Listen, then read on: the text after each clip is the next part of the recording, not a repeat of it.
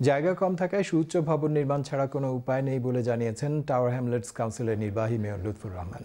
আইল of Docs এলাকায় দুটি নতুন উন্নয়ন প্রকল্প পরিদর্শন করতে গিয়ে কথা বলেন তিনি।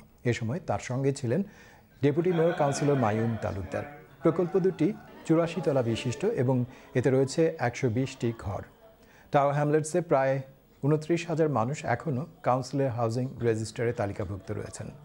এই সংকট দূরীকরণে টাওয়ার হ্যামলেটস কাউন্সিল ও বেসরকারি ডেভেলপাররা এখন উচ্চ ভবন এবং স্মার্ট ডিজাইনকেই বেছে নিয়েছেন, যেখানে শুধু চার দেয়াল নয়, থাকবে আধুনিক জীবনযাপনের সব রকম সুযোগ সুবিধা।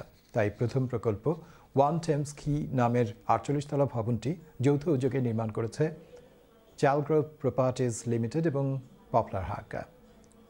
দ্বিতীয় প্রকল্প হারকোর্ট টাওয়ার নির্মিত হচ্ছে লিগ্যাল অ্যান্ড জেনারেল ও বার্কলে হোমসের যৌথ উদ্যোগে।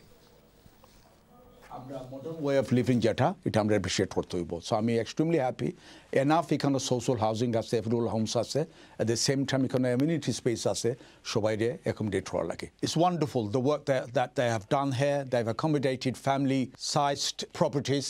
Timeless is a small borough. We can't build out, but we can certainly build up.